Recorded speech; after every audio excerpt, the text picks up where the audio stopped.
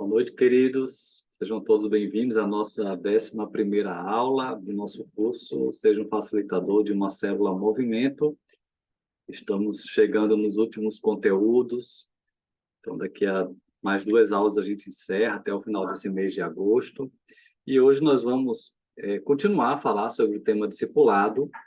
Ainda teve alguns conteúdos que faltaram e organizando semana passada a aula. Vi que tem muita coisa boa ainda para a gente conversar. Então, nós vamos dar ainda ênfase nessa aula sobre o discipulado intencional. Deixa eu colocar, então, aqui o PowerPoint. Ok, estamos continuando a aula da semana passada, falando de discipulado intencional, e vamos ampliar o conteúdo e tratar de mais alguns temas a respeito do discipulado, com outras abordagens e complementando aquilo que conversamos na aula 10. Então, a gente começa resgatando essa questão que a gente encerrou falando na aula passada, né? Nós demos essa ênfase dos estágios de maturidade espiritual. Então, nós temos lá na primeira carta de João, capítulo 2, quando ele fala de 3 níveis de maturidade espiritual: os filhinhos, os novinhos na fé, os jovens na fé e os pais na fé, que são os maduros. E para cada estágio existem necessidades, demandas e alvos que podemos trabalhar no discipulado. E dessa forma, nós podemos perceber que todos podem ser discipulados, do menor ao maior, do novo na fé até o mais maduro na fé. Todos devem ser discipulados. Todos devem ter apoio, suporte, correção quando precisar, alvos de crescimento. Quem está bem deve permanecer bem, precisa ser encorajado a continuar dando o seu melhor. Então, discipulado é para todos. E nós vimos também esse conceito de discipulado, só para a gente resgatar o assunto e começar a ampliar o tema, que nós falamos desse conceito, né, discipulado, conduzir pessoas a Jesus, o alvo é Jesus, ajudando essas pessoas para que elas cheguem à maturidade cristã, ou podemos dizer assim, se mantenham também em maturidade cristã para quem já chegou, né? E ensinar, discipulado é ensinar essas pessoas por meio da palavra e por meio do exemplo, e isso é um processo multiplicador, quando a gente também encoraja e prepara nossos discípulos para também investir em outras pessoas, multiplicando o discipulado de geração em geração. Então, nós falamos sobre isso na aula passada, e a partir daqui a gente amplia essa ideia. E aí eu trago os estudos do pastor Simeon, que vai nos conduzir na maior parte da aula de hoje. Pastor Simeon Kwon, que tem um ministério frutífero lá nos Estados Unidos, mas que mentoreia e trabalha com discipulado em várias partes do mundo. E ele, então, ele trabalha, né, 5 estágios de discipulado, e para cada estágio ele traz dicas, alvos e como trabalhar com cada um deles, completando os ensinos de Beong que vimos na aula passada. Então, vamos lá. O primeiro estágio aqui é só apresentando, né, os 5 estágios. É o estágio 1 de evangelismo, quando a pessoa ainda não é cristã, ainda não se converteu. Então, nessa etapa, nós apresentamos para essas pessoas, no processo de evangelismo, a vida do reino. Existe uma vida no reino, de um novo reino, o reino de Deus. Você tem interesse? Então, a gente apresenta o reino de Deus para essas pessoas, como nós veremos. Aqui eu estou só apresentando os 5 estágios. No estágio 2 é quando a pessoa já se converteu e ela ainda é um bebê espiritual. Então, como bebê espiritual, ela precisa ser ajudada nessa etapa inicial, especialmente ajudando ela a tirar todos aqueles valores contrários à palavra de Deus, porque ela veio do mundo e precisa tirar do coração toda aquela sujeira, toda aquela prática do passado, aqueles carrapichos, né, como eu gosto de dizer.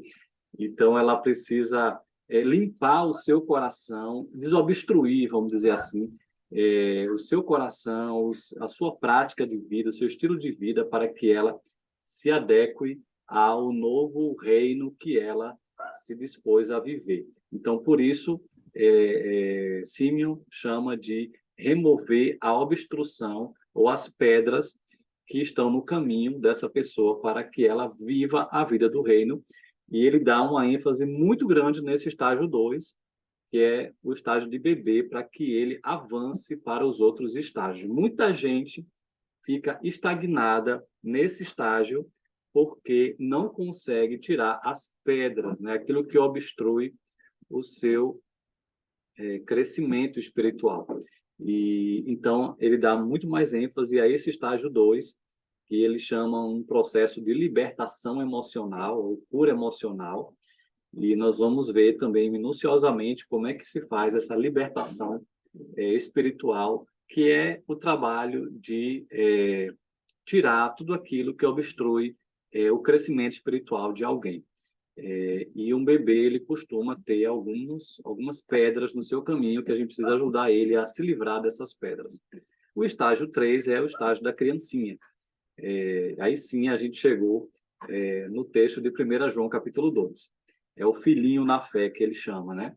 Então a gente tem que ajudar o filhinho na fé, aquele que já não é um bebê, mas ainda está crescendo, é uma criança na fé, a buscar em primeiro lugar o reino de Deus. Como buscar em primeiro lugar o reino de Deus? Então ele vai trabalhar, ele também fala muita coisa nesse aspecto da criancinha e como ajudar uma criancinha a se tornar um jovem na fé. Aí para o estágio seguinte.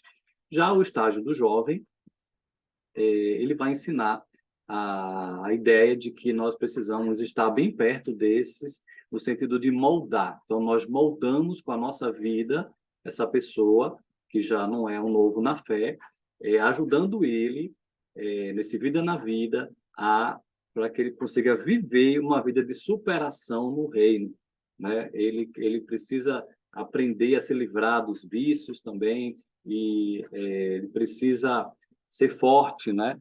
Como diz lá, João fala no capítulo 2, né? Então, ele tem vencido o maligno, né? Então, é uma vida de superação e crescimento cada vez mais. Até chegar ao estágio 5, que é o pai na fé, ou uma pessoa madura, um líder. Geralmente é um líder, né? Alguns alguns não se tornam líderes, mas deveriam ser, porque já chegaram à maturidade, né? E é natural que um líder seja um multiplicador, um pai seja um multiplicador, um exemplo para outros seguirem. Então, a ideia é enfatizar a questão dos dons, do trabalho, do crescimento no reino, no sentido de fazê-lo avançar, reproduzir discípulos e discipuladores. É claro que eu não posso também pegar esse estudo de Simeon e torná-lo burocrático, né, demais, ou colocar numa caixa tudo isso. Mas são conceitos muito válidos e todos bíblicos para nos ajudar a discipular pessoas. Então, por exemplo, quando ele vem aqui no estágio 5 falar de dons, né, isso não quer dizer que eu não posso ensinar dons a uma pessoa nova na fé, mas ele coloca essa ideia dos dons para o pai, tá? Mas vamos colocar aqui que os dons são para todos, né? Todos devem praticar os dons. Mas um pai, na fé, ele vai ser um treinador, vamos dizer assim, um multiplicador da visão. Então, ele deve ser cada vez mais uma pessoa especialista nos dons, alguém que sabe, experimentado, né, nos dons. Então, mas a gente precisa saber também entender e aplicar isso daqui sem engessar, né? Mas vamos lá, vamos começar, que é só a apresentação do quadro todo dos ensinos de Simeon, né, sobre o discipulado. Então, o estágio 1 é o de evangelismo. Nós estamos apresentando a alguém que não tem Jesus essa vida em Cristo. Então, a ideia a gente precisa apresentar a vida do reino de Deus. O que significa esse reino de Deus? O que o Senhor tem para oferecer? Você está aberto, né? Então, a gente oferece Cristo com o nosso testemunho, com exemplos bíblicos, e a gente está apresentando para essa pessoa uma vida abundante. A gente muitas vezes pensa que vida abundante é só a vida eterna, mas a vida abundante começa aqui, né? A vida abundante é a vida do reino de Deus que ele tem para nos oferecer, que é uma vida de amor, o amor de Deus no nosso coração, né? A paz de Cristo, a paz que o mundo não entende, né? A paz que independe de circunstâncias, a paz com Deus, a alegria que vem do Espírito Santo, justiça, né? Viver de acordo com a justiça de Deus, viver debaixo do poder de Deus. Jesus falou que receberíamos poder ao descer sobre nós o Espírito Santo, falando aqui de Atos 1:8, a promessa da vinda do Espírito Santo, e o Espírito Santo é aquele que nos capacita com poder para vivermos essa vida do reino, essa vida abundante. E propósito, passamos a ter um propósito, uma missão aqui na Terra, uma vida de propósito, então, com o propósito de Deus. Então, isso é uma vida abundante. Então, aplicando esses textos, né, que ele indica, né, então ele fala de João 10:10, quando Jesus diz, né, sobre o ladrão que vem apenas para roubar, matar e destruir as ovelhas, né? Mas ele, diferente do ladrão, ele é o bom pastor.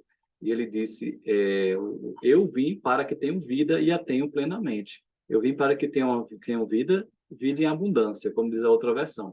Então, ele é esse bom pastor que dá a vida por suas ovelhas, né? Então, o que ele tem para oferecer, ninguém mais tem para oferecer. Só ele pode preencher o vazio do coração. Só ele pode nos dar uma vida abundante. Romanos 14:17, o apóstolo Paulo vai dizer que o reino de Deus não é comida nem bebida, mas justiça, paz e alegria no Espírito Santo, né? Então, mais um texto para reforçar o que significa essa vida do reino, o reino de Deus. Aquele que não faz parte do reino de Deus, naturalmente, ele está como prisioneiro de um reino oposto, de um império de Satanás e seus demônios. Ele está cego, ele está vivendo de acordo com a vontade de Satanás, mesmo até sem saber, muitas vezes. Ele vive de acordo com o sistema do mundo, de valores contrários a Deus, e ele vive na lama do pecado, ele é escravo do pecado. Então, nós precisamos apresentar a essas pessoas que existe libertação, né, de todo esse império que deixa a pessoa cativa. Nós viemos como instrumento de Deus para libertar o cativo, né, para dar vista aos cegos, para pôr em liberdade aqueles que estão aprisionados por Satanás, apregoando o ano aceitável do Senhor. E ele fala muito também, Símio, que o trabalho de evangelismo deve ser um trabalho, claro, um trabalho relacional, vida na vida. Devemos investir em proclamar esse evangelho e também devemos agir com o poder do Espírito Santo. E o reino de Deus deve ser manifestado com obras, com ações, com poder, inclusive com curas, né, e sinais e maravilhas que estão disponíveis a nós, porque o Espírito Santo é o mesmo, né, o mesmo que ressuscitou Jesus, o mesmo que atuou na igreja primitiva. Então, ele crê nessa verdade, e o seu ministério também, ele e também os seus discípulos, né, que já vieram aqui no Brasil mais de uma vez, eles atuam com muito poder e sinais de curas, né? Então, eu tenho certeza que muitos aqui já experimentaram, né, esses sinais do reino, de curas, né, de maravilhas que o Senhor vem para realizar em nosso coração, mas lembrando que o maior sinal do poder de Deus é uma conversão, é a transformação de um coração mau, de um coração pecador que agora se rende ao Senhor e vive uma vida transformada, a vida do reino. E outro texto que ele também cita é 1 João 4,16. Assim conhecemos o amor que Deus tem por nós e confiamos nesse amor. Deus é amor. Todo aquele que permanece no amor permanece em Deus e Deus nele. Então, agora nós temos o amor de Deus habitando em nós e nós podemos fazer a diferença agora na sociedade. Esse amor nos transforma, esse amor nos faz viver de maneira diferente na sociedade, na família, em todo lugar. Nós nos tornamos proclamadores desse amor, tá? Então, aqui seria o quadro, né, que Simeon apresenta a respeito do evangelismo, aqueles que não têm Jesus, que seria o estágio 1. E é o nosso trabalho de discipulado, né, alcançar pessoas para Cristo. Agora, vamos falar um pouco do estágio 2, tá? O estágio 2 é o estágio de alguém que já entregou a vida a Cristo, que é um bebê na fé. Então, como eu falei, um bebê na fé, ele precisa ser ajudado a tirar todas aquelas coisas, aquelas práticas e aquelas coisas que ele vivia no passado, antes sem Jesus. Precisamos ajudar ele a remover, né, aquilo que obstrui é, uma vida no reino, uma vida abundante, uma vida que agrada a Deus. Então, nós precisamos ajudá-los. Às vezes, eles não sabem como se livrar dos vícios, dos pecados, das amarras do coração, dos medos. Eles, muitas vezes, vieram de práticas idólatras, de ocultismo. Então, nós precisamos libertá-los. Eles recebem Jesus, mas precisam de ajuda. Algumas igrejas em células costumam organizar para essas pessoas, né, que entregam a vida a Cristo, ou aqueles que estão abertos ao Evangelho, um retiro de final de semana. Em algumas igrejas chamam retiro de vida vitoriosa, outros chamam encontro com Deus, né? E cada um pode criar o seu formato de retiro, mas a ideia é ajudar no final de semana essas pessoas a se libertar, a desobstruir, né, o coração, limpar o coração e remover as pedras que impedem o crescimento. Então, isso é focado no processo também de arrependimento, como Jesus pregou, né, o Evangelho, dizendo que é preciso se arrepender primeiro para crer, se arrependam e creiam no Evangelho. Então, é um processo também ainda de ajudar essa pessoa a se arrepender de tantos valores contrários à palavra de Deus e ajudá-lo nesse processo também, até da conversão, né? E de firmar, consolidar a fé dessa pessoa em Cristo, nesse novo reino que é o reino de Deus.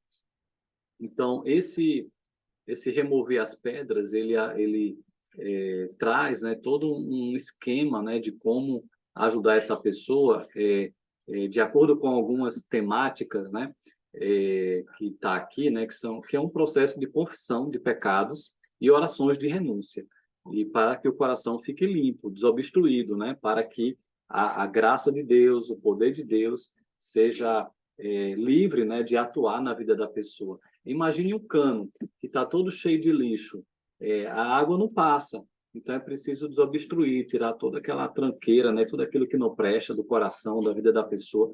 E isso ocorre quando ela confessa, renuncia, se arrepende e deixa essas coisas que estão no coração. Então, nós ajudamos as pessoas a confessar emoções negativas que eles guardaram no coração por outras pessoas, medos, pecados específicos, mentiras e ocultismo. Então, esse é o trabalho de, digamos assim, de libertação ou de cura emocional. Falando de alguns textos, né, que ele apresenta, antes de entrar nesse quadro, né, nós vamos já mostrar, né, todo esse quadro de remover as pedras ou os obstáculos, né, que impedem o crescimento. Ele cita alguns textos, né, nesse estágio de bebezinho na fé, que é Hebreus 5, 12 e 13, que diz assim a carta, a exortação, né, àqueles cristãos. Vocês precisam de alguém que lhes ensine novamente os princípios elementares da palavra de Deus. Estão precisando de leite e não de alimento sólido. Quem se alimenta de leite ainda é criança e não tem experiência no ensino da justiça. Então, pessoas que já deveriam ter crescido, já deveriam ser mestres, mas ainda eram bebês, por causa de alguns princípios elementares, algumas práticas que eles não estavam vivendo, né? Então, o autor da carta vai dizer que é como alguém que está precisando de leitinho, né? De leitinho para poder, de fato, viver esses princípios e práticas básicas do Evangelho para poder crescer e chegar até o alimento sólido. Mateus 7, 13 e 14, também é um texto que Simeon usa muito, né, para falar sobre essa questão do crescimento espiritual. É Mateus 7, 13 e 14, que Jesus falou: entrem pela porta estreita, pois larga é a porta e amplo o caminho que leva à perdição, e são muitos os que entram por ela. Como é estreita a porta e apertado o caminho que leva à vida, são poucos os que a encontram. Então, precisamos ensinar essas pessoas que receber Cristo no coração significa agora um caminho, seguir um caminho estreito. A porta larga é a porta que a maioria vai, e é a porta do pecado, é a porta de quem quer viver, a porta e o caminho, né, de largo, de quem quer viver a vida como ele bem quer, né? Vou seguir minhas emoções, né, e meus valores. Mas a vida do reino significa agora entrar numa porta estreita e num caminho apertado. E isso requer renúncia, isso requer agora abrir mão de toda aquela bagagem contrária à palavra de Deus, e eu preciso me abrir, ter um coração ensinável, coração de aprendiz, porque ser discípulo significa isso, né? Ser um aprendiz, né? Alguém que segue, né, de fato a Jesus. Então, é um caminho de renúncia.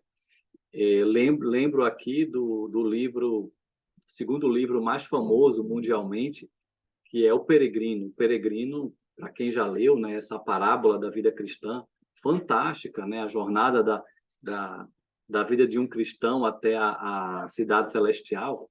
Ele o tempo todo ele fala de uma estrada estreita, de um caminho estreito. Muitos vão querendo atalhos, mas não dá certo. Tudo leva à destruição espiritual, mas o caminho estreito leva à vida. Caminho estreito é um caminho bíblico, é um caminho de renúncia, um caminho de obediência à palavra de Deus, né?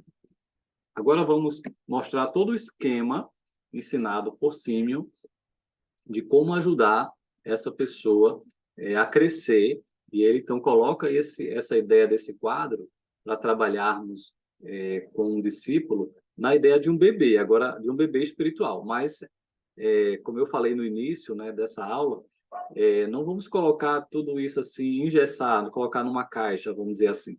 Às vezes tem pessoas que vão estar em outros níveis espirituais e maturidade, mas que precisam rever algumas coisas, porque o nosso coração é enganoso e nós somos pecadores e falhos. Então, por vezes, nós vamos precisar voltar a fazer esses exercícios que ele apresenta aqui, de confissão e arrependimento, né, de renúncia, para se livrar daquelas amarras de uma vida que não agrada a Deus. Então, ele vai trabalhar nesse esquema, e eu vou entregar para vocês. No final da aula, vocês vão receber o arquivo, né, com todo esse esquema bem organizadinho para vocês imprimirem e aplicarem com outras pessoas. Então, nós vemos aqui o primeiro que ele trabalha emoções negativas em relação a pessoas, medos, pecados e ocultismo, né, ou votos que alguém tenha feito contrários à palavra de Deus. Então, vamos lá. Primeiro, emoções negativas. Então, esse aqui é o mais complicado, né? E ele trata, que tem a ver com relacionamentos e emoções negativas que as pessoas guardam, tendo em vista problemas de relacionamentos. Como a gente vive num mundo caído e de pecadores, então, muitas vezes vamos ter conflitos, embates, problemas, e isso vai trazer sentimentos negativos em nosso coração. E nós precisamos nos libertar desses sentimentos, dessas emoções negativas, porque elas nos amarram, vamos dizer assim, elas nos aprisionam. Essas emoções negativas que a gente guarda no coração, elas atrapalham a nossa vida com Deus, elas nos atrapalham de fluir no amor. E a gente não consegue se relacionar com as pessoas quando a gente guarda esses sentimentos negativos por pessoas. Então, a gente precisa ajudar essas pessoas a confessar esses sentimentos negativos e entregar a Deus. Então, a ideia é que você, nesse momento, ajude essa pessoa a colocar nomes de pessoas pelas quais ela tenha cultivado emoções negativas. E as emoções negativas podem ser várias. Então, aqui ele dá só um quadro, né, de ideias do que pode ser. Pode ser o D de desapontamento, o R de raiva, o O de ódio, o M de medo por aquela pessoa, por alguma coisa que ela fez a você, uma violência. F de ferida, uma vergonha que você sente, né, quando lembra dela. Então, pode ser várias emoções negativas. Aqui são só algumas, né, que ele mostra, né? E aí você coloca nome por nome e ao lado as emoções que a pessoa tenha guardado no coração por ela. Pode ser mais de uma também, mais de uma emoção negativa. E aí você tem gente que vai colocar alguns nomes, tem gente que vai colocar muitos nomes de pessoas. Então, significa que o processo vai ser um pouco mais lento de ajudar essa pessoa a se libertar daquelas emoções que ela guardou daquelas pessoas. E aí, para cada pessoa que ela colocou ali o nome e uma emoção negativa, você vai ajudá-la conduzindo numa oração semelhante a essa que está aqui. Então, eu renuncio, né, e a pessoa repete, eu renuncio, aí você diz para ela a emoção negativa, e a pessoa vai dizer quais são as emoções, ela vai citar, né? Que eu tenho por fulano de tal. Então, essa pessoa vai dizer o nome, né? Nome, é um por um. Então, primeiro vai um nome. Às vezes, as pessoas guardam ressentimentos de gente muito próxima, né? Um pai, ou uma mãe, um irmão, um filho. E aí vai... Esses, às vezes, até é mais difícil, porque são situações, né? Que mexeu muito com essa pessoa, foi uma convivência, às vezes, longa e complicada. Então, a gente tem que ter muita paciência e ajudar essa pessoa, né, a tirar essa emoção do coração que ela guardou. Então, essa oração, ela é simples e ela é assim, né? Eu renuncio, a pessoa repete, né? A emoção negativa, ela vai citar que eu tenho por fulano de tal, ela diz por que essa pessoa e deixa ela citar quais são as coisas que ela queira citar na oração agora, né? Que a gente colocou ela para orar junto com a gente, deixa ela dizer, né? Esses momentos, essas partes da oração que estão sublinhadas são as coisas específicas daquela pessoa que ela está precisando colocar diante de Deus, né? Entregar. E aí, depois dela citar as coisas, deixa ela à vontade para, se ela quiser ser muito específica, ela fica à vontade. Se ela também não quiser dizer muita coisa, não tem problema. E aí você continua, né, conduzindo ela, dizendo, eu perdoo e abençoo essa pessoa, e Senhor, eu escolho te entregar toda essa emoção negativa que eu guardei por essa pessoa. E aí, depois desse momento, logo em seguida, você pede para ela, ainda em oração, né, e, você pede para ela fazer uma espécie de mentalização, né, dela colocando todas essas emoções em algum lugar e entregando para Deus. Então, você pode sugerir, pense aí, você colocando essas emoções, tirando de você, colocando numa sacola ou numa caixa, e entregando para Deus. Você consegue fazer essa mentalização de você estar tirando de você, entregando para Deus? Quer dizer, é só um exercício, vamos dizer assim, que ajuda, né, as pessoas de fato, entregar, né, em oração e se livrar daquela coisa que ficou ali, no coração dela, ficou nela, né? Então, esse é o processo de emoções negativas.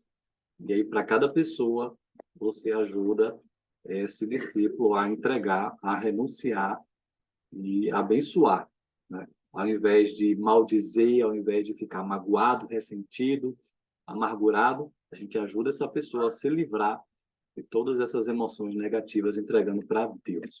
E Deus é poderoso para livrar e libertar. Outro ponto dessa questão de emoções negativas que ele trabalha nesse quadro é quais as palavras negativas que você já recebeu de outras pessoas que permanecem no seu coração, que lhe magoou, né? Agora a questão de palavras negativas que pessoas proferiram contra ela. E ela vai dizer, pode ser várias coisas, né? Pode ser palavras que machucaram. Você é muito lerdo. Você não vai dar em nada. Você é um maldito. Né? Então, essas palavras, né, que mexem, que machucam, que amaldiçoam, e a pessoa guarda no coração, né? E fica ali, né? Como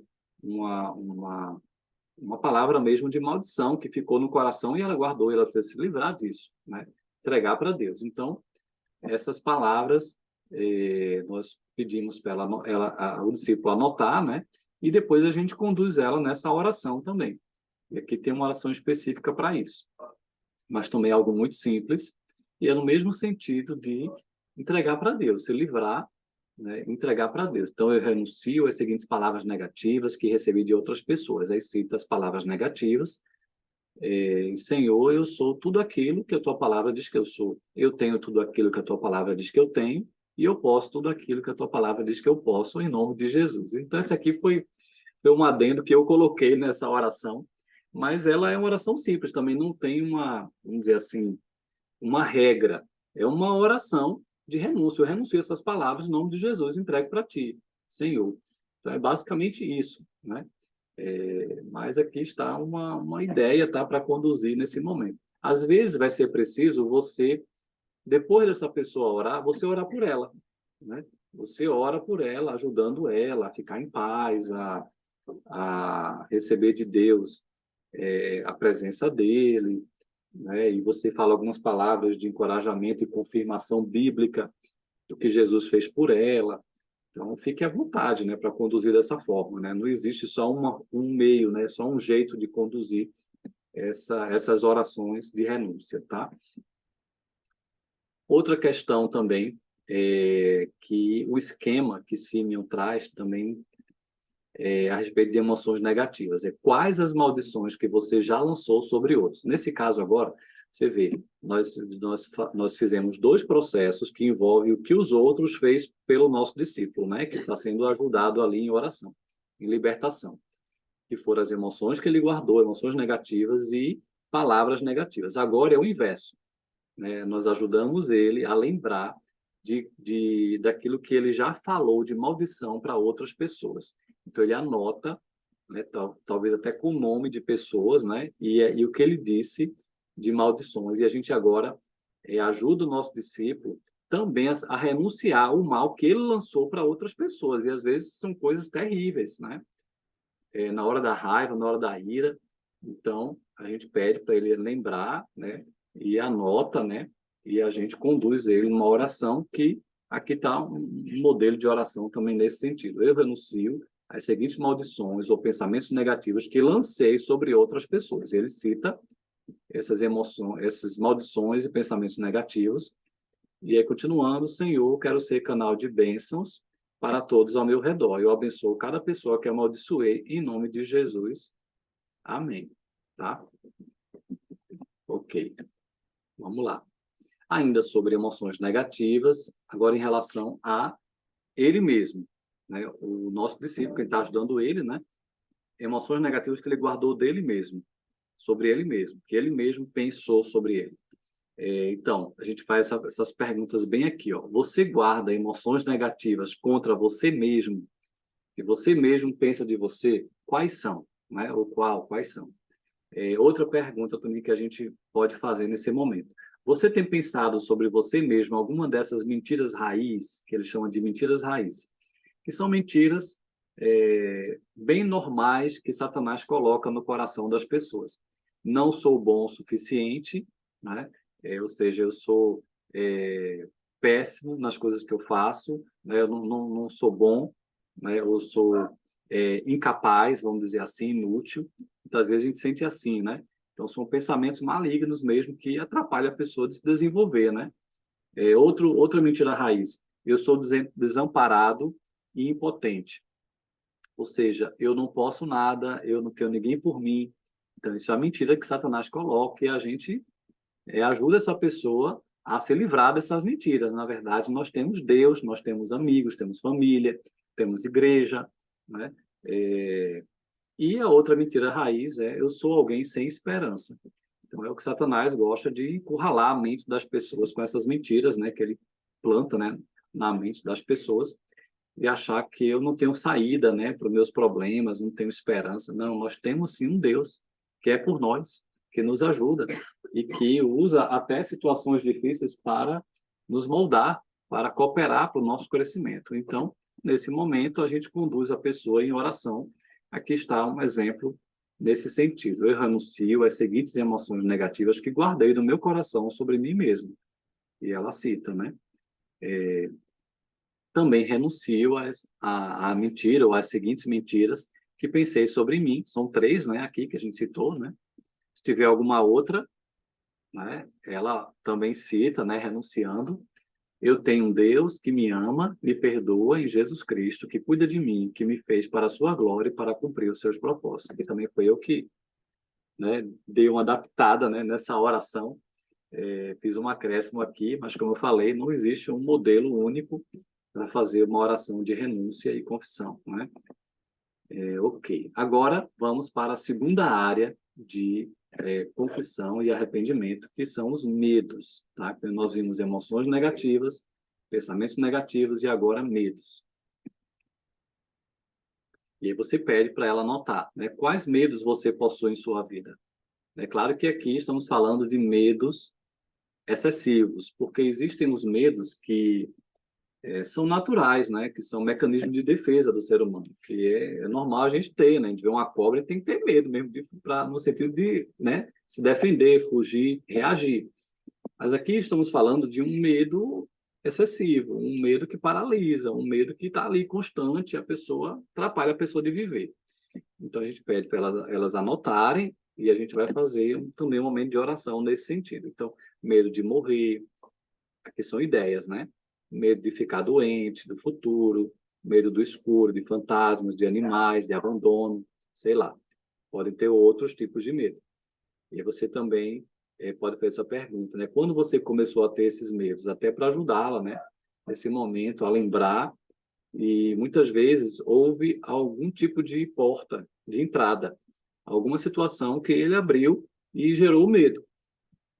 Então, é alguma experiência que ele viveu que aterrorizou, né? Alguma situação que ele não soube lidar, ele não soube buscar a Deus e aquilo gerou uma frustração, uma coisa terrível que ficou ali. Ele ficou meio que cativo, né? Cativeiro, um cativeiro que ele ficou preso ali por alguma situação que gerou um medo terrível na vida dele. Ele não consegue mais parar de pensar nisso, né? Volta e meia, esses medos vêm, paralisam, né? Geram ansiedades excessivas, né, no seu coração. Então a gente precisa ajudar. Às vezes foi um filme de terror que ele assistiu, né? E aí gerou medo de fantasma e situações ou experiências com ocultismo, sei lá, tem tantas coisas, né? Esse medo de morrer também pode ser falta de certeza da salvação e a gente precisa, se for o caso, esse processo pode demorar um pouco mais, pode ser mais de um encontro, né? A gente precise abrir a Bíblia e mostrar alguns textos, né, para ajudar essa pessoa, né?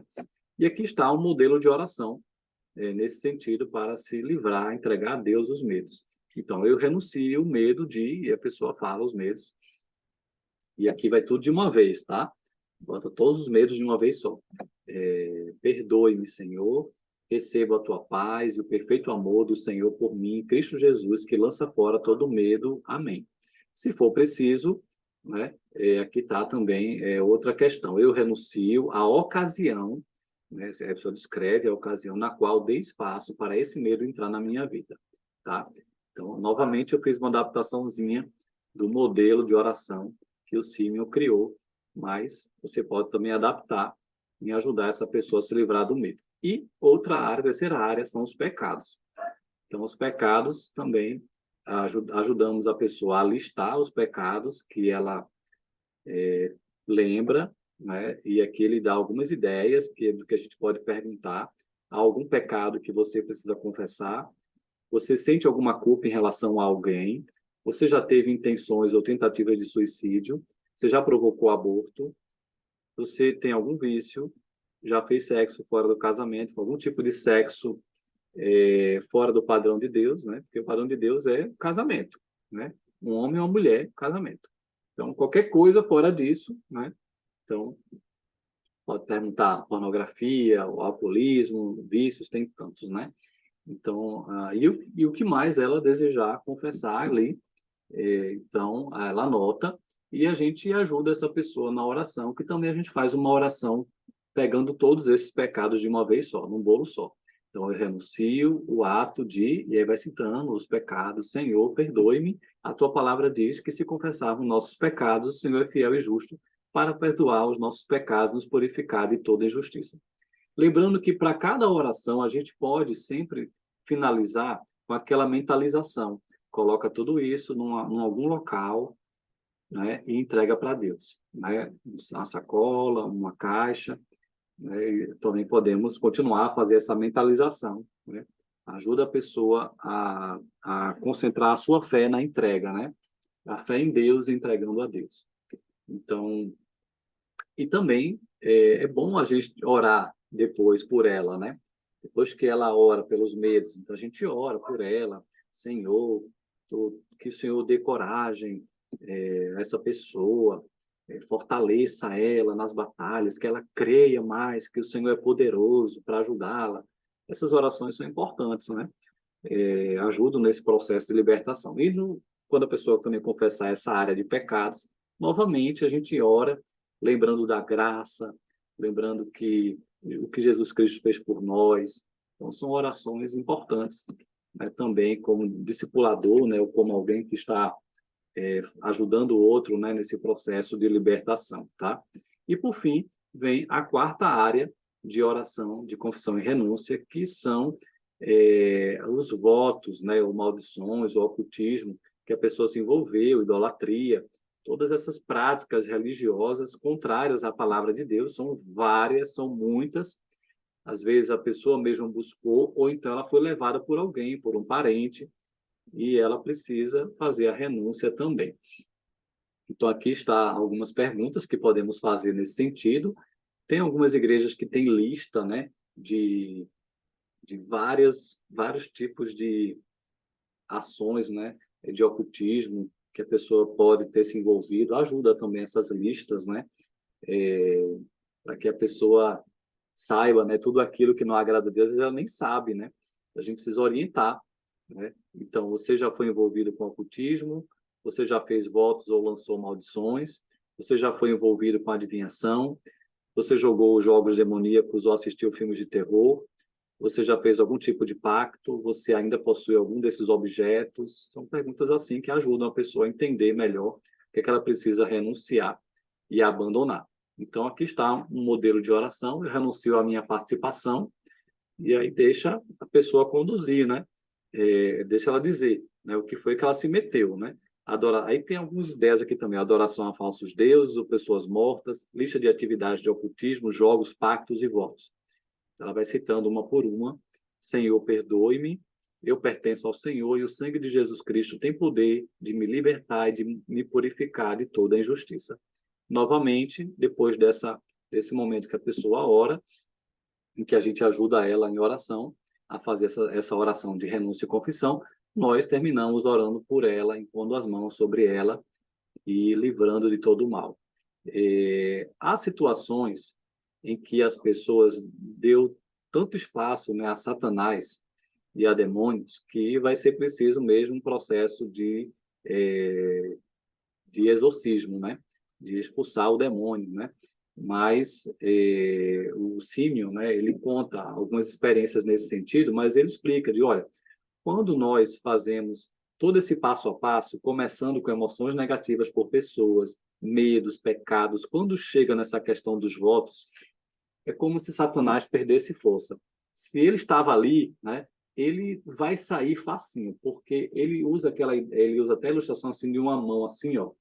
Ele fala assim, é como se Satanás estivesse aprisionando ali a pessoa, estivesse ali, né, segurando a pessoa. Mas quando ela faz as orações de renúncia anteriores, que nós vimos em 3 passos anteriores, é como se fizesse isso aqui, ó, já ficasse tudo assim livre, para quando esse momento chegar, ó, não tem mais nada que prenda. Porque Satanás e os demônios já se prendem nesses pecados que a pessoa cometeu e deu legalidade, né? Deu espaço para Satanás agir. Então, depois que ela confessa e deixa cada uma delas, ó, fica assim. E aí, nessa hora, nesse último momento aqui, ó, vai embora, não tem mais espaço, não tem mais vez, tá? Ok? Então, algumas observações sobre esse processo de libertação. Se a pessoa tem dificuldade de deixar ir alguma coisa, né, emperrar em algum momento, pergunte a ela: você quer pedir ao Senhor que te ajude? E aí, nesse caso, você faz com que a pessoa faça uma oração a Deus pedindo a ajuda do Espírito Santo. Às vezes é difícil a pessoa conseguir entregar ali alguma pessoa que deixou ele muito irado, muita mágoa, aí a gente ora por ela, vamos pedir a Deus ajuda. Então a gente pausa aquele momento e vamos orar pedindo a Deus que o Espírito Santo te ajude, né? Ou então às vezes vai ter que falar algum texto bíblico, né, para ajudar essa pessoa, né, a amolecer o coração, né, e tirar todo aquele mal do coração. Outra observação: Se a pessoa precisar de orientação bíblica sobre a importância de buscar a santidade, arrepender-se, renunciar a seus pecados e maus pensamentos e obedecer à palavra de Deus, você precisa ensinar a pessoa biblicamente, como eu disse. Em algum momento você perceber que a pessoa está travada, né, tipo assim, não querendo aceitar alguma coisa ali, ou precisando de mais entendimento bíblico, você, né, deve trazer algum texto da palavra que oriente, né? Às vezes pode ser bom você fazer com alguma outra pessoa junto, né? Duas pessoas conduzindo esse processo de libertação. Talvez você precisar de alguém também experiente, né? Que perceba alguma coisa que você não percebeu ou que tenha algum discernimento bíblico que faltou para você, também é bom, né? Fazer assim, né? Se o discípulo deixar, né? Porque às vezes ele vai não quer, porque ele vai se abrir, vai contar coisas, né, da vida dele. E todo mundo está tão aberto assim para isso, né? Continuando, terceira observação, em cada passo que você ajudar a pessoa na oração de renúncia, você deve fazer uma oração breve por ela, por meio da autoridade que você tem, em nome de Jesus, confirmando sua decisão diante de Deus e abençoando, como eu já falei. A qualquer momento você pode e deve também orar por essa pessoa quando perceber. Aqui a ideia é que dos 4 passos, né, que a pessoa vai passar, sempre no final, ore também por ela, ou antes ou depois, né? Ou então as duas coisas, ora antes, às vezes eu oro antes de tudo começar, né, em cada etapa dessa, e oro depois também, no final, depois que a pessoa já fez suas orações. E a quarta observação, ao final do processo, encerre orando pela pessoa. Você pode orar pelo enchimento do Espírito Santo na vida dela, ore por cura emocional e física, caso necessário, e a abençoe com algum texto bíblico que o Senhor trouxer à sua mente. Isso aqui também é muito importante. Vai ter casos que a pessoa ainda não se converteu de verdade, né? Você até imaginou que sim, ou talvez não aconteceu de verdade. Você pode também usar esse processo de libertação por alguém que ainda não se converteu, com todo cuidado, claro, e apontando sempre para Cristo, né? E a obediência a Ele. Mas também você pode surpreender e ser um momento também de entregar a vida a Cristo. Então aproveite esse momento, claro, né, para isso, né, porque é bem propício, né? Ou então a pessoa já é crente, mas nessa hora, depois de tudo isso, é bom orar pedindo que o Espírito Santo encha essa pessoa. E é incrível que muitas vezes existe um fluir maior do Espírito Santo na vida da pessoa depois que ela faz todo esse quebrantamento, né? E isso é bíblico, porque o Senhor está perto, né? Daqueles que têm um coração quebrantado, humilde, né?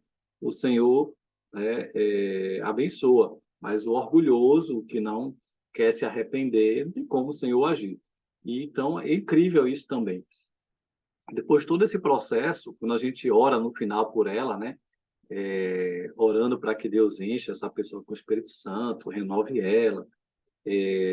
Nós vemos um agir de Deus, muitas vezes acontece mesmo, porque a pessoa já está tão sensível, quebrantada e tão rendida diante do Senhor, e o cano está limpo, né? Para fluir mesmo a presença de Deus, o poder de Deus na vida dela. E aí, Símio também orienta a orar por cura, caso ele tenha necessidade de algum tipo de cura, né? Você pergunta, né? Quer que eu ore por alguma coisa que está doendo em você, alguma situação física e tal? Ora, né? E também ele vê muitos exemplos de até curas acontecer nesse momento, né? E também é bom você estar bem antenado diante do Senhor, que você pode também, Deus pode trazer à sua mente algum texto bíblico que você pode trazer a essa pessoa para abençoá-la, né? E também é sempre bom pedir o feedback do discípulo do como para ele está sendo cada etapa, né? Cada momento, se Deus está falando com ele também algo em particular, se ele está percebendo alguma coisa que ele não percebia. É sempre bom também estar ouvindo o discípulo e ele pode contar coisas assim interessantes do que Deus está fazendo com ele nesse processo de libertação até o final, né? Ok? Então, esse é todo o processo de libertação que o Simeon traz, que, como a gente mostrou, né, que tem a ver com o estágio 2, né, o estágio de bebezinho na fé, que precisa tirar todo esse carrapicho, né, todas essas coisas que atrapalham, obstáculos que atrapalham a pessoa de viver a vida do reino de viver o caminho estreito, né? Agora, vamos aplicar o estágio 3, o estágio da criancinha na fé, né? Já deixou de ser um bebê, mas ainda é uma criancinha na fé, e que nós precisamos, removendo os obstáculos, agora dizer para essa pessoa, olha, tirou os obstáculos, avance em buscar, em primeiro lugar, o reino de Deus. Ame a Deus e ame ao próximo. Tá? Então, vamos viver agora, não tem mais obstáculo para você viver o reino de Deus. E para viver o reino de Deus, tem que buscá-lo em primeiro lugar. Precisamos ensinar essas criancinhas na fé a amar a Deus e buscar o reino de Deus em primeiro lugar. Então, vamos ver alguns textos que ele cita nesse estágio 3 de criancinha, que seria 1 João 2, pegando só o trecho que fala do filhinho na fé, ou criancinha na fé. Filhinhos, eu escrevo a vocês porque os seus pecados foram perdoados, graças ao nome de Jesus. Então, aqui tem tudo a ver, né? O perdão dos pecados, a graça que vem sobre a vida dessa pessoa, que ela precisa entender mais sobre a graça, sobre o perdão, né? Sobre buscar renunciar aos pecados da vida dela, da vida do passado, né? Então, filhinhos, eu escrevi a vocês porque conhecem o Pai. Então, agora vocês conhecem o Pai, né? Então, se submetam ao Pai, vivam de acordo com o reino desse rei, né? Amem a Ele, viva o reino, busquem em primeiro lugar obedecer a esse Pai, viver para esse Pai, né? Outro texto seria Mateus 6:33 e 22, 37, 30, 39. Palavras de Jesus: busquem, pois, em primeiro lugar o reino de Deus e a sua justiça, e todas essas coisas, né? Tudo aquilo para o nosso suprimento, para uma vida, né? De cuidados, né? Que Deus tem por nós. Tudo isso será acrescentado a todo aquele que busca, em primeiro lugar, o reino de Deus e a sua justiça.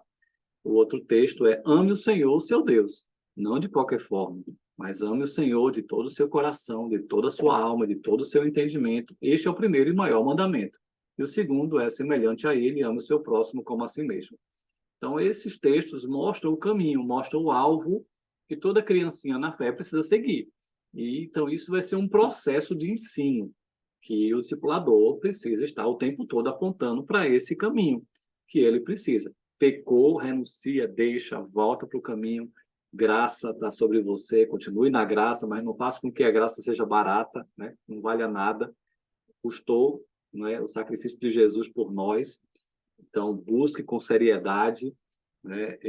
Busque o reino de Deus, ame a Deus em primeiro lugar. Então, a gente ensina isso, né? A criancinha na fé, em buscar a Deus, ter vida devocional, obedecer ao Senhor na palavra. Isso demonstra o nosso amor por Ele. Tem que amar o próximo. Chega de picuinhas, né? Chega de briguinhas. Vamos avançar, vamos amadurecer, né? Ainda sobre esse estágio 3, né, de criancinha, ele tem mais outros ensinos importantes para o crescimento, para o outro estágio, que é aprender a meditar e obedecer na palavra, porque é essa palavra que vai nos levar ao crescimento, se nós meditarmos na palavra e obedecermos à palavra. Então, ele fala muito sobre isso, ele usa o exemplo da vaca, né?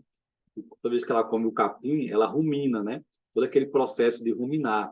Então, passa horas, né? A comida vai para um estômago, volta para a boca, ele mastiga um pouco mais, vai para o outro estômago, até todo um processo, né? Até a comida, de fato, ser digerida.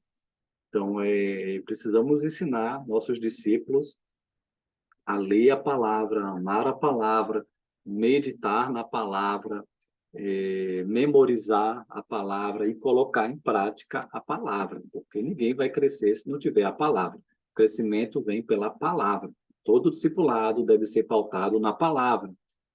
Precisamos ensinar a palavra, porque a palavra liberta. A palavra é a verdade que precisamos para libertar a pessoa das tantas mentiras de Satanás que as pessoas aprendem ao longo da vida, e precisamos ensinar as verdades. São muitas verdades.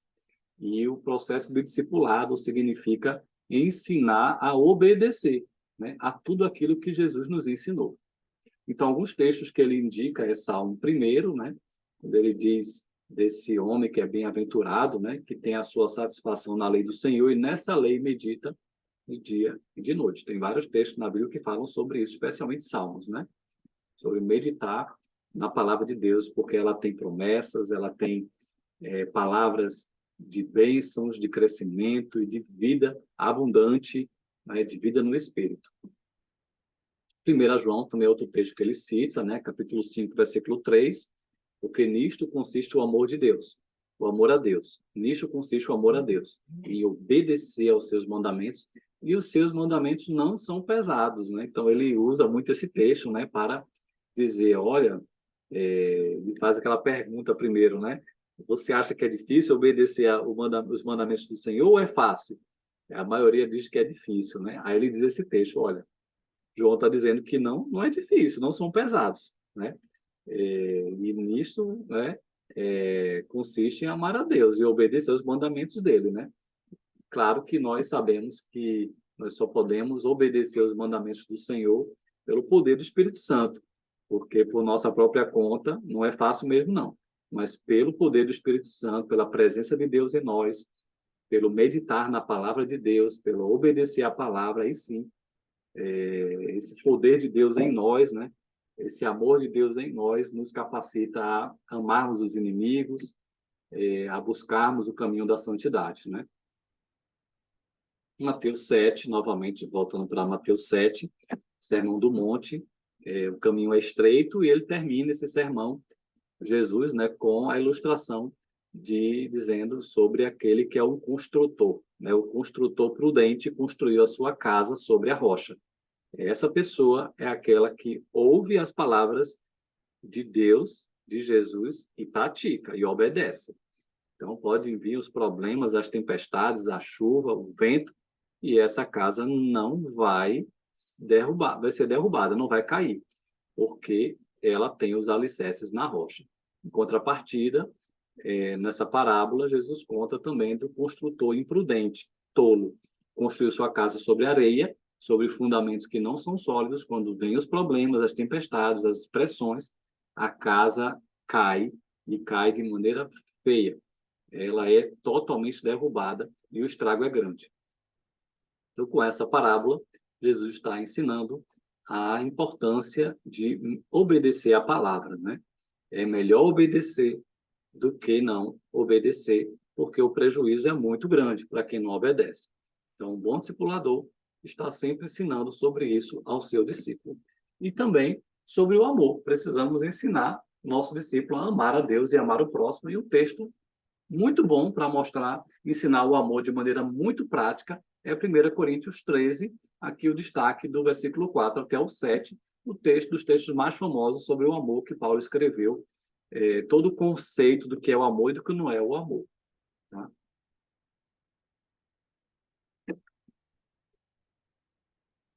Ok, vamos lá. Agora, falando do estágio 4. O estágio 4, né? O estágio de um jovem na fé. Alguém que já deixou de ser bebê, já deixou de ser criancinha, alguém que está crescendo mesmo e já é um jovem, né?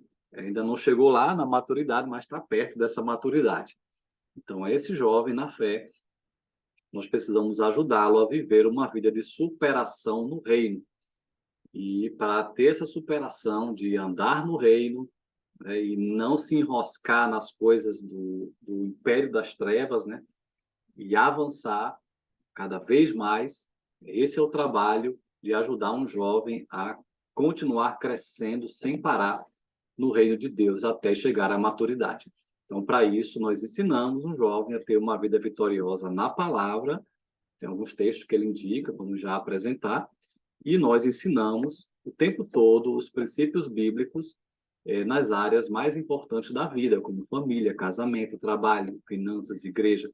Então, discipular é ensinar a palavra de Deus. Então, todo discipulador precisa amar a palavra e precisa ser um praticante fiel da palavra para saber o que ensinar ao seu discípulo.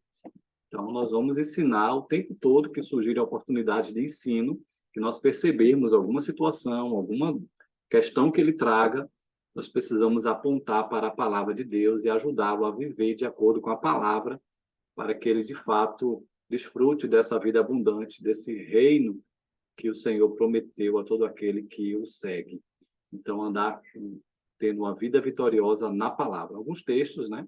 1 João 2, o trecho que fala sobre o jovem na fé. Jovens, eu escrevo a vocês porque venceram o maligno. Aqui fala, né? Que você tem vencido, continue a vencer o maligno, né? Jovens, eu escrevi a vocês porque são fortes, né? Então, é um encorajamento, a vitória, né? Na vida do reino. E em vocês, a palavra de Deus permanece, e vocês venceram o maligno. Então, lembrando desse poder que Deus nos dá para vencer as ciladas do maligno, as tentações de Satanás. E em Cristo Jesus somos mais do que vencedores. Maior é aquele que está em nós. Então, com revestidos da palavra, usando a armadura correta, nós podemos vencer o maligno. Então, precisamos ajudar o jovem a avançar nessa vida vitoriosa na palavra. Filipenses 4:9, aqui mostra o moldar que deve existir do vida na vida do discipulador com seu discípulo para que ele seja um vitorioso, né? Ponham em prática tudo que vocês aprenderam, receberam, ouviram e viram em mim, e o Deus da paz estará com vocês. É um processo de vida na vida do discipulado, e a gente precisa ajudar esses jovens na fé a avançar, olhando para o nosso avanço, nós como discipuladores, né? 1 Coríntios 11:1, nessa mesma linha de pensamento, né? Quando Paulo diz aos seus discípulos de Corinto, tornem-se meus imitadores como eu sou de Cristo. Eu só posso levar um discípulo a um lugar que eu já percorri, para uma vitória que eu já venci. Então, é vida na vida, e um bom discipulador é aquele que continua crescendo e ajuda o seu discípulo a crescer também, assim como ele tem crescido na palavra de Deus. Também algo muito interessante que Simeon fala sobre o jovem, né? Ajudamos o jovem na fé a viver uma vida de superação no reino. Então, nós ensinamos ele a ter uma vida vitoriosa na palavra ao lidar com 3 tipos de pressões, que são pressões internas, dentro de nós, emoções, atitudes, pensamentos. Então, a gente ajuda o discípulo a vencer essas questões internas, que podem atrapalhar toda a vida cristã, né? Ajudando ele a lidar com as emoções, com atitudes, a ter boas atitudes, bons pensamentos, pensamentos bíblicos, né? Questões internas, né? Seria uma guerra interior que todo mundo trava, né? Também tem as pressões externas, né? Que é fora. Então, são as questões do dia a dia, os problemas de trabalho, finanças, né? As coisas que vêm até a pessoa, né? As coisas que vêm do mundo, os valores do mundo que nos pressionam, né? E a gente tem que também aprender a vencer esses gigantes, né? Que vêm no nosso dia a dia. E também, um terceiro aspecto das pressões que todo mundo enfrenta tem a ver com esse entre. Então, foi dentro, fora e entre. Entre tem a ver com os relacionamentos, porque nós sempre vamos ter algum tipo de dificuldade em relacionamento, porque nós vemos no mundo caído e as pessoas são pecadoras. Então, os problemas vão acontecer, né? Dificuldades de relacionamento, pessoas difíceis, pessoas que nos tratam mal. Como a gente lida? Essas questões das emoções negativas, elas podem voltar. Então, a gente ajuda a pessoa a voltar para aquele processo de libertação, tira as emoções negativas, porque, na verdade, é um exercício contínuo que precisamos ter de livrar o nosso coração de emoções negativas contra pessoas, e um bom discipulador vai atentar para esses relacionamentos do dia a dia que todo discípulo tem, toda pessoa tem, e se ela consegue, né, lidar bem com esses relacionamentos, sendo luz, sendo bênção, então, com certeza, ela está se tornando uma pessoa cada vez mais madura, né, e bíblica. E aí o texto, né, que eu trago é Romanos 12, versículos 1 e 2. Portanto, irmãos, rogo-lhes, pela misericórdia de Deus, que se ofereçam em sacrifício vivo, santo e agradável a Deus. Este é o culto racional de vocês. Não se amoldem ao padrão deste mundo, mas transformem-se pela renovação da sua mente, para que sejam capazes de experimentar e comprovar a boa, agradável e perfeita vontade de Deus. Então, ofereça a sua vida, né? Seja o sacrifício vivo, né? Vive em santidade, agrade a Deus, né? E tenha um culto racional, né? e deixe com que a cada dia você seja transformado pela renovação da sua mente na palavra de Deus para que você viva a vontade do Senhor. Então, tudo isso é processo de discipulado, né? É um processo, né, que pode demorar, né, a pessoa chegar até a essa etapa, toda uma caminhada juntos, né? E, por fim, se formos bem-sucedidos, nós podemos chegar à etapa do estágio 5, em que a pessoa se torna um pai na fé, uma pessoa madura, ou um líder. Então, essa pessoa tem que ser um reprodutor, tem que ser alguém que faz o reino avançar, um multiplicador, um formador de discípulos e discipuladores, alguém que está engajado na missão, porque a quem muito é dado, muito é cobrado. Então, o líder, o maduro, precisa ser luz, precisa ser bênção. Ele precisa estar agindo, trabalhando, né? E preparando outros, né? Então, encoraje essa pessoa a expandir o reino por meio da visão da multiplicação de discípulos que fazem discípulos e que o fazer discípulos seja seu estilo de vida, né? Então, que a gente ensina essa pessoa a continuar de pé, continuar maduro, não retrocedendo, mas sendo bênção, mantendo testemunho fiel. E sempre vai ter questões que vamos precisar pastorear, liderar, discipular alguém que já é maduro na fé, mas que precisa se manter no caminho da verdade, que continua precisando de orações, precisa de conselhos, precisa de pastoreio, porque todo mundo precisa de pastoreio, ninguém é perfeito, né? Mesmo os maduros não são perfeitos e continuam tendo que lidar com as pressões e com pecados, né? Mas já é a pessoa madura, então já tem uma vantagem, porque já não é tão difícil de acompanhá-lo assim, porque ele não está esbarrando em coisas pequenininhas, mas mesmo assim precisa de ajuda, precisa de amizade, né? Precisa de apoio, de suporte, como todo mundo precisa. Então, alguns textos para pensar, né, nesse estágio 5, 1 João 2, que ele fala dos pais na fé. Então, pais, eu escrevo a vocês porque conhece aquele que é desde o princípio. Pais, eu escrevi a vocês porque conhece aquele que é desde o princípio. Então, duas vezes ele repete isso, né? Ele, olha, vocês já têm uma bagagem maior, né? Vocês conhecem já a Deus, aquele que é desde o princípio. Vocês já têm realmente uma caminhada com esse Deus, né? E o texto de 2 Timóteo 2:3, quando Paulo, no final do seu ministério, encoraja Timóteo a ser um multiplicador da visão do discipulado. A tocha, né, a chama do evangelho não poderia ser apagada. Então, Timóteo, que já era bem crescido na fé, agora era a vez dele. Ele precisava multiplicar a visão do discipulado, precisava ser um pai na fé para outras pessoas. Então, esse texto, né, que Paulo diz, as palavras que me ouviu dizer na presença de muitas testemunhas, confias a homens fiéis que sejam também capazes de ensinar a outros. Suporte comigo os meus sofrimentos como bom soldado de Cristo Jesus. Ainda sobre o estágio 5, que é o pai, né, precisamos ajudar esse pai na fé a produzir, né, e fazer avançar o reino, ajudando ele a descobrir cada vez mais e crescer nos dons espirituais. Então, aqui está Romanos 12, o texto que fala sobre isso. Temos diferentes dons, de acordo com a graça que nos foi dada. Se alguém tem um dom de profetizar, use-o na proporção da sua fé. Se o seu dom é servir, sirva. Se é ensinar, ensine. Se é dar ânimo, que assim faça. Se é contribuir, que contribua generosamente. Se é exercer liderança, que a exerça com zelo. Se é mostrar misericórdia, que o faça com alegria. Então, o pai é exemplo, é modelo a ser seguido e é alguém que é um facilitador desse processo de serviço, né, no reino de Deus. Então, alguém que é um reprodutor e que deve trabalhar mais ainda na obra do Senhor como modelo para outros seguirem. Ok? Então, aqui eu trago o quadro geral com os 5 estágios da vida do reino, e nós demos uma ênfase especial ao estágio 2, que é o bebezinho na fé, o bebê na fé, por meio todo esse esquema, né, de libertação, removendo as pedras, né, que impedem o crescimento. Nós demos uma ênfase maior nesse. Então, aqui eu tentei sintetizar todo o estudo, todo o treinamento de horas que o pastor Simeon faz. Eu espero que tenha sido produtivo para vocês, tá? Que é só um resumo de todo esse ensino. Nós vamos já ter um momento de conversa, mas eu queria só fazer mais algumas aplicações aqui.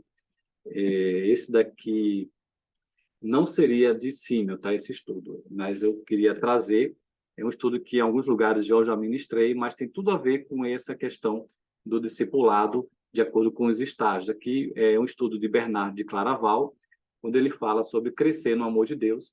Então ele diz, né, no século XII, tá, esse teólogo, ele diz que o amor em nós pode percorrer 4 estágios de crescimento. Também tem a ver com o processo de discipular pessoas a avançar no crescer no amor de Deus. O primeiro estágio que ele traz significa o amar a si mesmo por interesse próprio. É o estágio natural de alguém que vive para si mesmo, que só pensa em si, a vida centrada nos seus interesses, nas suas emoções, nas suas vontades. Então, a pessoa não faz a vontade de Deus nesse estágio 1. Seria também o estágio de um descrente, né, vamos dizer assim, de alguém que vive para si mesmo, ele ama a si mesmo por interesse próprio, ele é um egoísta, ele é um interesseiro, né? Os relacionamentos são muito utilitários, se eu não vou com a tua cara, também não vou caminhar contigo, não vou me esforçar. Então, a pessoa se coloca em primeiro lugar. No estágio 2 seria o amar a Deus por interesse próprio. Nesse estágio 2 é quando a pessoa se volta para Deus por algum motivo, por alguma dificuldade, alguma situação, ele percebe que ele não dá conta, ele começa a buscar a Deus. Mas ele busca a Deus ainda de uma maneira imatura. Ele busca pensando no Deus que soluciona seus problemas, apenas nisso.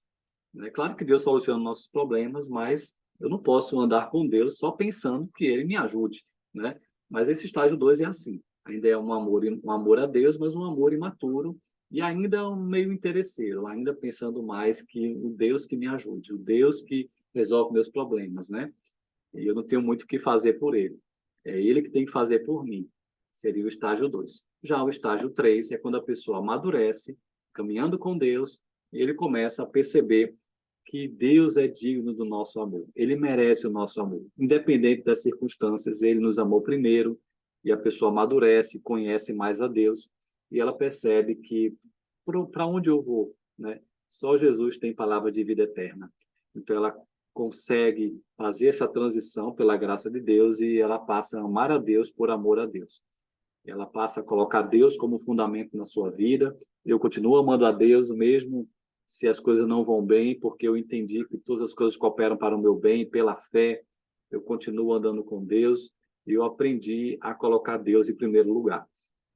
Já o estágio 4 seria o amar a si mesmo e ao próximo por amor a Deus. Seria uma consequência, né, de quem descobriu que Deus é mais importante, ele colocou Deus em primeiro lugar. Então, naturalmente, ele também vai fazer a missão que Deus quer que ele faça, que é amar as pessoas ao redor. Então, a pessoa que é tão cheia do amor de Deus, que ela passa a amar a si mesma e ao próximo por amor a Deus, ela passa a ter uma missão de ensinar o amor para as pessoas e a viver o amor intensamente com o próximo, né? Então, são estágios que nos apontam também um discipulado de vidas, mostrando o crescimento que devemos ter no amor. Aqui eu trago os estudos de Paulo a Timóteo e a Tito, para encerrar, né, essa nossa aula, né, desse nosso estudo, mostrando alvos de discipulado de Paulo a Timóteo e a Tito como exemplo de um líder cristão, mas um líder modelo para todos seguirem. Então, o discipulado pode ter todos esses alvos bíblicos, né? Marido de uma só mulher, né? Ou mulher de um só marido, ser sóbrio, prudente, respeitável, hospitaleiro, apto para ensinar, não deve ser apegado ao vinho, não ser violento, mas sim amável, pacífico, não apegado ao dinheiro, governar bem sua própria família, não ser orgulhoso, ter filhos sujeitos a ele com toda a dignidade, ter boa reputação perante os de fora, dignos, homens de palavra, não amigos de muito vinho, não amigos de lucros desonestos, ter fé com a consciência limpa, devem ser primeiramente experimentados, confiável. Claro, aqui são alvos, né, para um presbítero, para um líder, para um pai, né, ou um jovem que ajuda outros, né, um pai na fé, ou um jovem na fé que é modelo para o rebanho, né, que discipula outros. Mas esse é o alvo de todos, né, chegar a viver essa realidade, e isso tem tudo a ver com a vida do reino, né? E Paulo a Timóteo, né, resume tudo isso em ser irrepreensível. Esse ser irrepreensível significa que ninguém tem nada de que lhe acusar, né? É alguém que está buscando seguir, de fato, no caminho da justiça. Não quer dizer que ele não falhe em algum momento, mas é alguém que, se falhou, conserta. Logo, né, se ajusta, e por isso não tem ninguém que tenha que lhe repreender, porque ele está se esforçando a viver o caminho do Senhor. Então, discipulado tem muitos alvos, né? E é para todos, né? Mais uma vez, é para todos. E aí eu aplico, né, todas essas características, né, de alvo do discipulado em três pilares, né? Eu organizo em três pilares para uma vida cristã sólida, que são requisitos para ser um discipulador. E também são alvos para um discipulador trabalhar com o seu discípulo, que são baseados nesses ensinos de Paulo a Timóteo e a Tito, que seria o pilar da integridade, o pilar da humildade e o pilar da generosidade, que são alvos de crescimento para o discipulado, né? Tanto para o discipulador como para o discípulo. Então, olha só, eu destaco do pilar da integridade, ser modelo de vida cristã para o rebanho. Aí eu coloco essa característica: marido de uma só mulher, mulher de um só marido, ser sóbrio, não apegado ao vinho, prudente, tudo isso aqui tem a ver com integridade, né? Ser respeitável, governar bem sua casa, ter filhos submissos, ter boa reputação. Isso é uma pessoa de palavra, uma pessoa confiável. Já o pilar da humildade, eu colocaria aqui ser disponível para servir. Então, alguém que serve naturalmente, com o tempo, vai se tornando uma pessoa experimentada, né? Isso demonstra humildade, né? Coração de servo vai tornando a pessoa experimentada. Alguém que é submisso a Deus, à palavra, aos líderes, no sentido também de lealdade, né? É leal, pessoa leal, pessoa que presta contas, uma pessoa que não é independente. Isso demonstra humildade, que busca orientação, busca ajuda, confessa seus pecados, né? Então, a pessoa que se deixa ser pastoreado, discipulado, né, supervisionado. A pessoa pacífica, uma pessoa humilde, né, que não busca contendas, brigas, e não orgulhosa. Então, aqui tem tudo a ver com humildade, né? Então, essa pessoa que é uma aprendiz, coração humilde é quem é aprendiz. Naturalmente, vai se tornar uma pessoa apta para ensinar outras, né? Aquilo que eu tenho praticado como aprendiz, como alguém humilde para receber, para aprender, eu vou praticando e isso vai me tornando apto a ensinar a outros. E também eu coloco aqui uma pessoa de fé, né? Pessoa que depende de Deus, que busca a Deus, é humildade, né? Pessoa de oração, né? E, por fim, o pilar da generosidade, que eu aplicaria essas características. Governa bem suas finanças, é dizimista fiel, ofertante, disposto sempre, né, a entregar, né, aquilo que pertence ao Senhor, a abençoar os projetos do reino, aquela pessoa que ajuda os que precisam, pessoa hospitaleira, que abre sua casa, que serve, que ajuda com o que tem, né? Não apegada ao dinheiro, confiável em sua palavra de pagar os que deve, né? Então, alguns podem passar por crise, dificuldade financeira, mas se esforça para resolver esses probleminhas, né? Quando eles vierem. Então, tudo isso eu colocaria no pilar da generosidade, ok? Esse aqui eu vou pular, o meu tempo já acabou, vou deixar para o próximo encontro, tá? E para conversar, ainda vamos dar aqui um tempinho, nosso tempo avançou, mas pelo menos 10 minutinhos, queria trazer para a gente conversar. Quais dificuldades ou avanços você tem enfrentado no discipulado de vidas, de acordo com os 5 estágios que a gente apresentou aqui? E qual a sua opinião sobre os 3 pilares da vida, de uma vida sólida: integridade, humildade e generosidade? Tá, então, deixa eu dar uma pausa aqui no slide e queria conversar aqui com vocês. Não temos muitas pessoas, mas temos gente suficiente para a gente conversar um pouco. Queria ouvi-los. O que é que vocês acharam?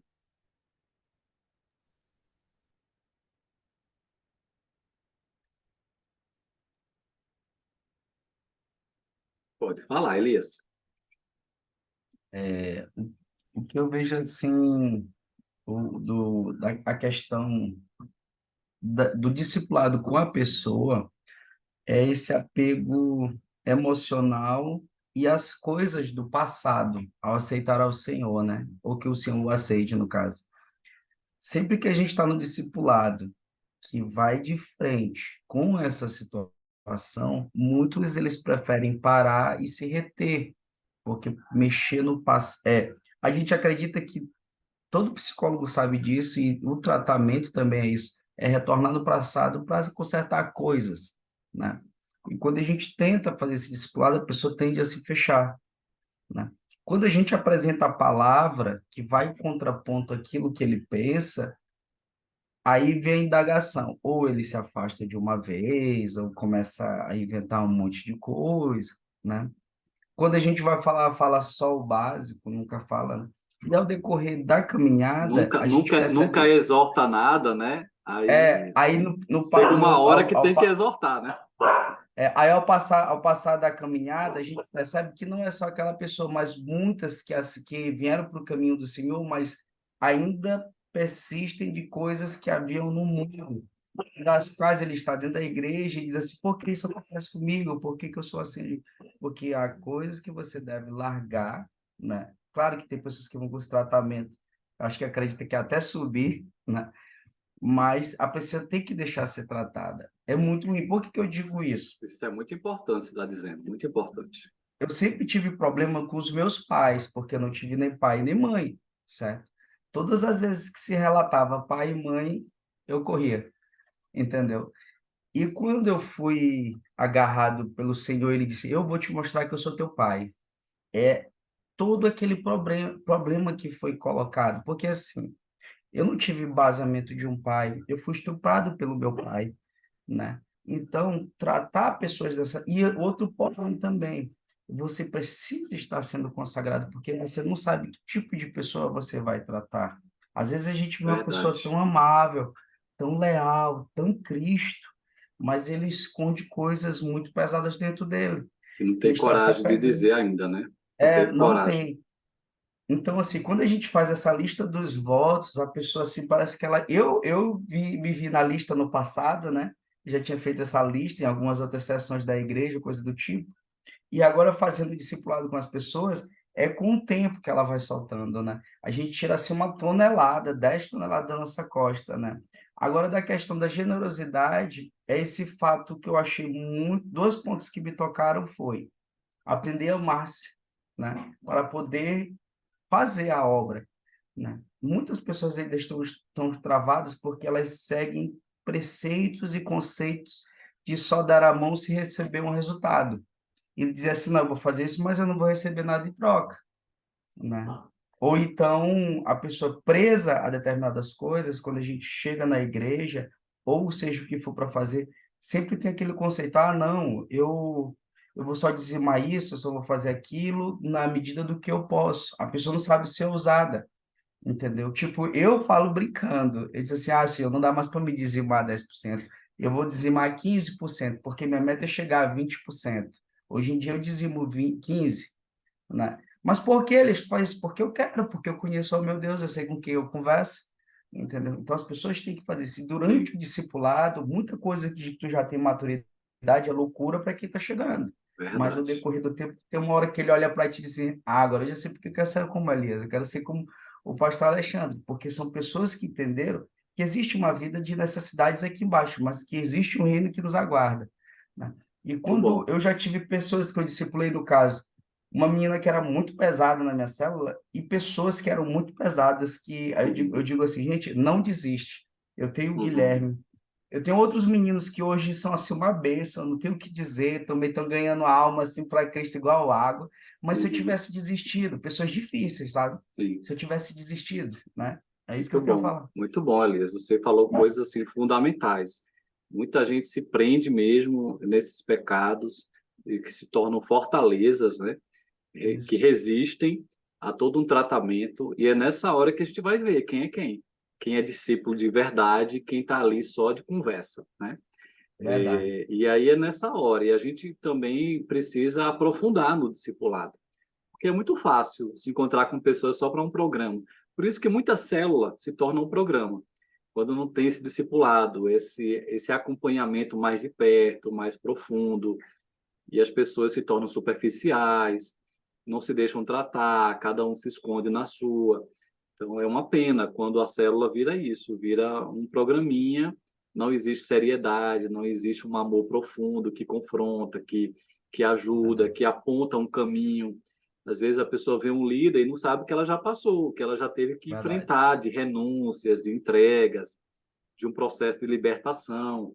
E tem muita gente que acha que, né, basta É estar ali que simples. vai estar tudo bem. Não, existem coisas que eu É. preciso tratar, que eu preciso entregar a Deus. Às vezes eu Ó, tô como eu ali tô, amarrando, né? ó, eu tô com um caso de uma pessoa que é da nossa igreja que a gente conseguiu resgatar. Ela fumava crack, né? E estava dentro da igreja, tudo bem, estava tudo bem. Mas aí caiu. Primeira coisa que eu disse, eu não quero que ninguém julgue, porque ninguém sabe o que ela passa. Deixa ela inventar o que ela quiser. O importante é que, com o tempo, haja um processo de transformação, entendeu? Outro caso É, também que eu brinco, esse é geral com a galera, eu faço assim, vem aqui, minha Fabozete, deixa eu conversar contigo, porque tem muita gente que ele se olha para os defeitos e para as más qualidades, ele acredita que nunca ele vai ser ninguém. nunca vai E conseguir. eu disse, Essas aí eu digo assim, mazelas ó, estão ali nas pessoas. A gente é, precisa é, ajudá-las, né? Chegar aí mais eu perto falo, para perceber e aí eu ajudá-las. falo brincando, eu sempre digo assim, isso não tem nada a ver, porque lá na questão de Mefibosete, de onde ele foi tirado, a doença dele, ou que ele acreditava ser doença, fica abaixo da mesa, e ele participa do grande banquete do Isso, Senhor. ótimo, Então, excelente, nossas coisas têm que ficar ali embaixo, porque ninguém vê, todos são iguais perante a mesa, excelente. e a gente tem Isso. que ir para lá, E entendeu? a Então, isso célula, assim, e a célula e o discipulado, quando a gente faz assim, de fato, assim, se entrega, né, para viver essa verdade, a gente tem que ter vida também. Nós que lideramos, nós que discipulamos. Por isso que nem todo mundo quer, porque nem todo mundo quer passar pelo caminho mais estreito, né? Viver esses três verdade. pilares, né? Generosidade, humildade, vai mexer muito com a gente. Vamos ter que ser tratados, moldados, quebrados, e muitos não querem. E, Mas e, são e, e tem esses que que se entregam, que chegam e lá e tem, vão ter a vida abundante e vão ter o que ensinar aos que não têm. E tem que diferenciar esses conceitos dos conceitos de Cristo, porque a pessoa pensa que a humildade do mundo é a mesma humildade da palavra, e não é bem assim, né? Porque, eu sou É, humilde, é. né? E a falsa humildade é aquela situação, a pessoa acredita, porque assim, no mundo tu acredita que é a falsa humildade, não, eu não sou bom nisso aí não, eu tô Tem tentando. muitas E, mentiras, né? né? E a humildade correta, segundo a palavra, é aquela assim, meu irmão, eu não sou bom, mas eu estou Uhum. tentando pela glória do Sou Senhor. pecador, né? Preciso de Isso, Jesus. isso, isso. Só a Como graça de Deus, né? o versículo, como o versículo de transparência, quando a gente diz assim, não, o mal que habita em mim, esse é o que eu mais gosto de É, fazer, porque o pecado não é ruim, entendeu? isso, Então a gente tem que tentar entender essas pessoas e isso. ir para o plano de Deus, ó, Um tipo, eu estou coração dizendo assim, coração amoroso isso. e ser exemplo E de quando eu digo assim, testemunho, de transparência, né? estar disposto para a obra, porque a gente tem que entender que essas aulas e tudo isso que a gente está fazendo por células não tem nada melhor do que trabalhar dentro da célula, porque ela é uma arma feroz contra o Satanás. Porque Com ele não certeza, esperava nada disso. E agora que a com gente tem a certeza. célula, a gente pode lutar muito mais ainda com as pessoas. Ele pensava assim, vai ser só o tradicionalismo cristão, agora não é, é Uhum. uma ideia de Jesus para a célula, e ela é uma arma feroz. O Satanás É fica injuriado por isso que a com gente tem essa que situação. apontar sempre para a Bíblia, para que se ela ficar chateada, ela fica chateada com a Bíblia, não com a gente. Isso, Então, isso, isso. Sim. então olha, se tu quiser É, ficar chateado, não fica comigo, não. É com Deus, é com Jesus, é a palavra de Deus que eu estou usando aqui, né? Mas eu eu vejo sempre faço assim, assim eu também. vejo que esse processo dos 4 passos, né, de remover as pedras, são muito simples, na verdade, mas são poderosos. Quando você usa isso no discipulado, eu já usei várias vezes e tenho usado, é de Deus, viu? Já para mim a vida é primeiro, né? Depois com meus discípulos, né? Mas vamos ouvir E paz, mais. sim, Elias, sim. tu tomou a pá toda essa Não, conversa. não, e entender também assim, pastor, que a gente vai perder pessoas que não querem. Eu Faz já tive parte. pessoas que eu disse, meu Deus, eu lutei Não tanto, tem raiz, consagrei. não tem raiz, né? É, eu Ou faço então questão de, o espinho sufocou. Então é nessa hora que a é, gente vê eu faço, quem é da videira mesmo, quem não é, né? eu faço questão de jejum toda vez, porque eu sempre acho que vai ter alguma coisa lá para me resolver, né? Prepara, né? E, Tem e, e questões que é só com jejum e oração, né? Eu tenho aplicado muito jejum dentro da liderança, com os vice-líderes, com pessoas que são ativas, o anfitrião, também tem pessoas que são bem participantes, né? E agora a Essa, gente está melhorando muito em relação a isso. Tá ótimo, porque depois das aulas é, melhorou muito a célula. amém, glória a Deus. Depois eu quero ouvir de perto os testemunhos. E Sim, essa sim. questão do símio, também dos obstáculos, no final das contas, ele está falando do coração limpo. Isso é um princípio bíblico, que a Jocum também ensina muito, né? O King's Kids, eles falam muito isso. Eu não posso ministrar outro se eu não tiver o coração limpo. Isso é um princípio espiritual. Eu só posso ministrar, liderar, pregar se eu tiver com o coração limpo. Se o meu coração estiver limpo, como é que Deus vai me usar, né? Mas vamos lá, ainda tem, eu posso mais uns 3 minutinhos, que mais alguém queira falar, que esse assunto é importante, gente. Tem muita coisa Tá importante. me Zé Carlos, ouvindo? diga. Estou te ouvindo, Tá me pastor. ouvindo? Diga, pastor. Eu acho muito bom essa ferramenta, principalmente o estágio 2. Aham, E é perguntado para a pessoa se ela quer se liberta um pouco ou profundamente. isso. Aí você conhecer a ferramenta, seguindo tudo que o pastor Alexandre falou aí, daquele espaço, começando para as emoções negativas, vai para medo, depois pecados, Uhum, é renovador. E a gente uhum, percebe que algumas pessoas não crescem, ficam patinando no mesmo lugar, não uhum, desenvolvem, porque existe alguma coisa que trava elas, trava a vida delas, e elas não percebem. Então, eu apliquei para mim mesmo, né, uhum. esse material, esse treinamento muito bom do Senhor, e quero passar por Amém. toda a igreja passar por Muito bom, ele assim, bom. e porque não é a solução, não é uma, Não é não é uma mágica, né? varinha, Não é não é varinha mágica. mágica, Uhum. mas é muito Mas é renovador o porque processo cristão, né? Esse é cristão, o processo, que é você usa a regular. palavra, Que é usa regular. a palavra de Deus.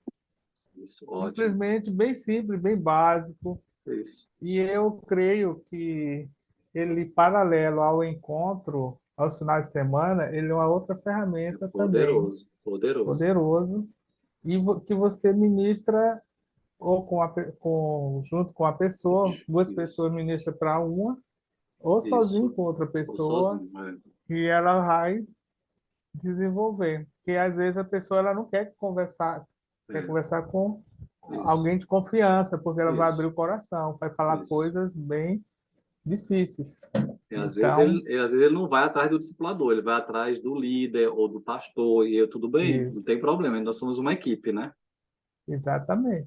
E Então esses é, encontros, eles são ótimos, porque a gente sente realmente a igreja mais leve depois de fazer uns encontros uhum. assim, nos retiros, nessa área, muito importante. E eu vi testemunho de pessoas que abandonaram a ira contra o pai, contra a mãe, Uhum, contra o irmão, uhum, que abandonaram mágoa, ressentimento. Isso aí já é um passo uhum.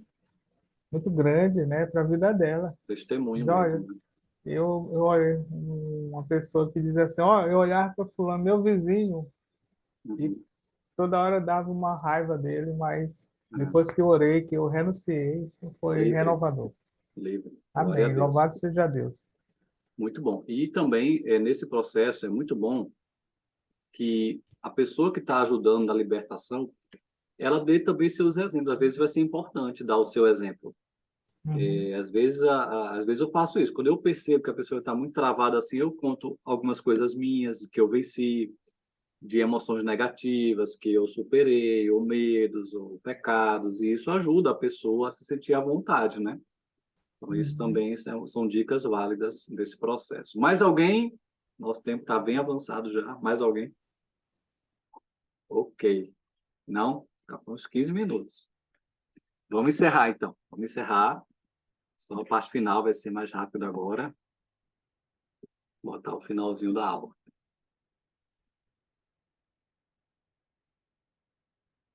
Ok, então a nossa historinha de reflexão de hoje é sobre a grande transformação, a história do milho de pipoca.